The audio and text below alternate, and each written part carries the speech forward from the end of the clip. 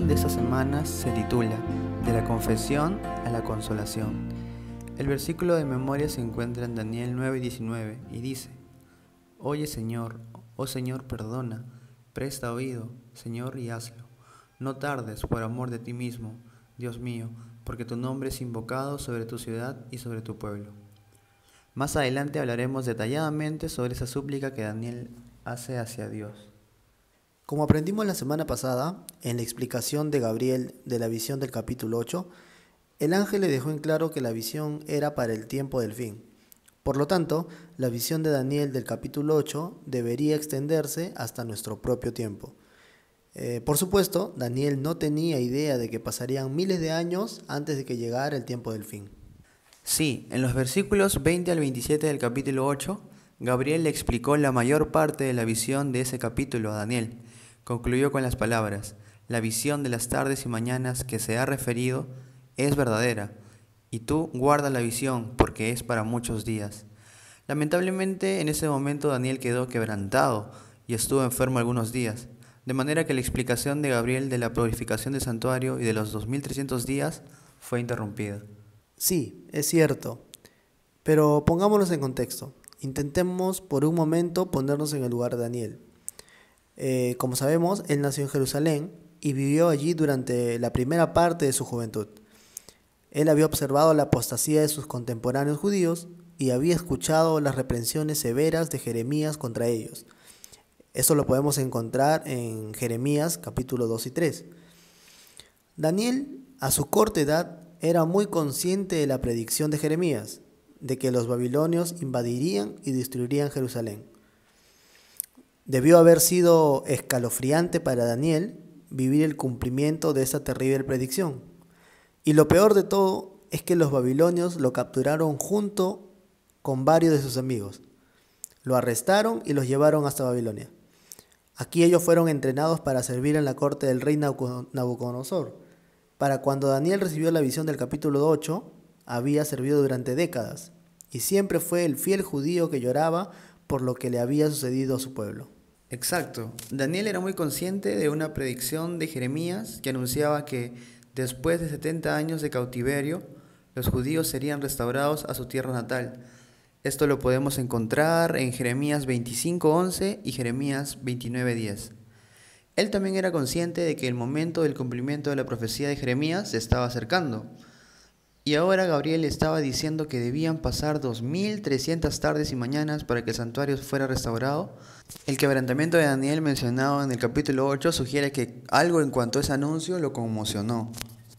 Sabemos también que Gabriel no regresó inmediatamente después de la enfermedad de Daniel. De hecho, no se supo nada de Gabriel hasta unos 11 años después.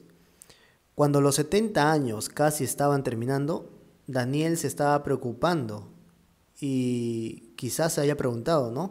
¿Era la rebelión de su pueblo tan terrible que Dios pretendía posponer su regreso? Es aquí en donde comienza el capítulo 9. Encontramos a Daniel haciendo dos cosas en respuesta a su preocupación. En primer lugar, estudió la profecía de Jeremías en cuanto a los 70 años. Y en segundo lugar, oró con fervor pidiendo que Dios perdonara los pecados de su pueblo y los regresara a su tierra natal. Esta es una buena lección para nosotros, porque en cualquier momento en que estemos preocupados por algún tema importante en nuestras vidas, debemos hacer exactamente las dos cosas que hizo Daniel. Primero, debemos buscar una respuesta en la Biblia y debemos pedir la dirección divina de Dios. Si lo hacemos así, podemos estar seguros de que nos guiará a la respuesta correcta. Ahora, de la oración de Daniel podemos aprender tres grandes lecciones. Lo primero es que Daniel no pide explicaciones por las calamidades que sufrió su pueblo. Él conoce la razón. Sabe que su pueblo, a pesar de las advertencias del profeta, no quisieron obedecer a Dios. Y es así como lo expresa en el versículo 10. No obedecimos a la voz de Jehová nuestro Dios para andar en sus leyes que Él puso delante de nosotros por medio de sus siervos, los profetas. Muy bien. Lo segundo es que la petición de Daniel es una oración de intercesión. Su cargo privilegiado como funcionario del imperio no le impidió identificarse con su pueblo. Algunos se olvidan de los suyos una vez que ascienden a una escala social elevada, pero en el caso de Daniel, él se identifica plenamente con su pueblo, intercede por los suyos como uno más. Varias veces usa el pronombre nosotros, compartiendo así la responsabilidad de los pecados de la nación y suplicando la gracia y el perdón de Dios. Esta es una enseñanza poderosa digna de imitar. La oración intercesora puede ser una oportunidad para imitar a Jesús. Dejamos de pensar en nosotros mismos por un momento para enfocarnos en las necesidades de los demás. Lo tercero es que esta oración es una apelación a la gracia de Dios, al infinito amor que tiene Dios para perdonarnos a pesar de haber pecado. Daniel sabía que su pueblo no era digno de perdón, pero aún así apela a la infinita y sublime gracia de Dios. Muy bien. En respuesta a la oración de Daniel, Dios envió a Gabriel en auxilio del profeta una vez más. Gabriel dijo: Daniel, ahora he salido para darte sabiduría y entendimiento. Entiende pues la orden. Si leemos en la Biblia a partir del versículo 20, es interesante que en su explicación Gabriel nunca mencionó ni los 2300 días ni la profecía de los 70 años de Jeremías. En vez de eso, abordó la preocupación primaria de Daniel, el destino del pueblo judío. Bien, ahora notemos las primeras palabras de Gabriel. Él dice: 70 semanas están determinadas sobre tu pueblo y sobre tu santa ciudad. Aquí Gabriel comenzó su explicación con el tema que más le preocupaba a Daniel. Dijo que 70 semanas habían sido determinadas o puestas aparte para los judíos y Jerusalén. Eso era suficiente para Daniel. Su pueblo regresaría a su tierra natal y su ciudad sería reconstruida. Supongo que con esta respuesta no pasó ninguna noche más preocupándose por las de 1300 tardes y mañanas. Entonces, ¿qué quiso decir Gabriel cuando le dijo a Daniel que 70 semanas habían sido determinadas, decretadas o cortadas para su pueblo? La palabra semana es una afirmación cronológica. Significa un periodo de 7 días. Cuando multiplicamos 70 semanas por 7 días de una semana, obtenemos 490 días. Entonces, ¿cómo hemos de entender estas 70 semanas o 490 días? ¿Tenía Gabriel en mente un periodo literal de 490 días, que suman un poco más de un año y un tercio? Esto pareciera carecer de significado. Afortunadamente, Gabriel prosiguió explicando muy específicamente cuándo comenzarían y terminarían las 70 semanas. Esto es lo que dijo: sabe pues y entiende que desde la salida de la orden para restaurar y edificar Jerusalén hasta el Mesías príncipe, habrá 7 semanas y 62 semanas. Se volverá a edificar la plaza y el muro en tiempos angustiosos. Entonces, es claro que para el inicio de las 70 semanas habría de comenzar con una orden para que los judíos restauren y edifiquen Jerusalén. Si podemos descubrir cuándo fue emitida una orden o decreto para restaurar y edificar Jerusalén, entonces un simple cálculo matemático nos podría llevar a la aparición del Mesías príncipe.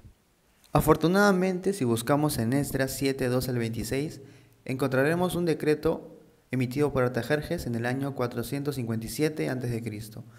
Los adventistas siempre hemos creído que el decreto emitido por Artajerjes en ese año es al que Gabriel se refirió. Gabriel dijo que desde ese punto hasta la aparición de Cristo habría 7 semanas más 62 semanas, que es un total de 69 semanas, o 483 días, que son 483 años por el principio día por año. Si hacemos una operación aritmética desde el año 457 a.C. y avanzamos 483 años, llegaremos al 27 después de Cristo. Por lo tanto, deberíamos esperar que Jesús, el Mesías, haya aparecido en el 27 después de Cristo. Quizá estés al tanto de que la palabra hebrea Mesías significa ungido. Jesús fue ungido para su misión en el momento de su bautismo, cuando el Espíritu Santo descendió sobre él en forma de paloma. En una explicación breve, esta es la manera en que los adventistas del séptimo día han interpretado tradicionalmente Daniel 9:25. El versículo 27 menciona que durante la última semana, a mitad de esa semana, se pondrá fin a los sacrificios y las ofrendas. Cuando entendemos que el sujeto de esta oración es Jesús, entonces naturalmente se desprende que por su muerte Jesús trajo a su fin el sistema hebreo de sacrificios. Los judíos continuaron ofreciendo sacrificios hasta la destrucción del templo en el año 70 después de Cristo. Pero luego de la muerte de Jesús, estos sacrificios dejaron de tener significado alguno ante los ojos de Dios. El velo rasgado del templo señaló el fin de estos sacrificios. En el versículo 25, Gabriel predijo la reconstrucción de Jerusalén y la restauración de los judíos a una medida de autoridad política. Sin embargo, no habría de durar. En las últimas 3 líneas del versículo 27, Gabriel predijo el fin último de Jerusalén, que sería desolada, es decir, totalmente destruida. El que causó esta situación sería, por supuesto, el Imperio Romano. Tristemente, lo que comenzó como una predicción esperanzadora de restauración para los judíos, concluyó con su rebelión y su destrucción final, a partir de la cual no habría más restauración. Hasta ese día, los judíos se han aferrado a la creencia de que son el pueblo escogido de Dios. A veces, cuán fácil es pensar que uno tiene el favor de Dios cuando en realidad no lo tiene. Bueno, si las 70 semanas comenzaron en el año 457 a.C., entonces terminaron en el 34 después de Cristo, en el cual los adventistas hemos afirmado que fue el año en el que Esteban fue apedreado. Al reflexionar sobre la oración de Daniel y cómo Dios le respondió, aprendemos que Dios no está lejos de ninguno de nosotros. Aunque el pecado nos había separado de Dios, mediante el sacrificio de Jesús, el Mesías, somos perdonados y nos reunimos con Él.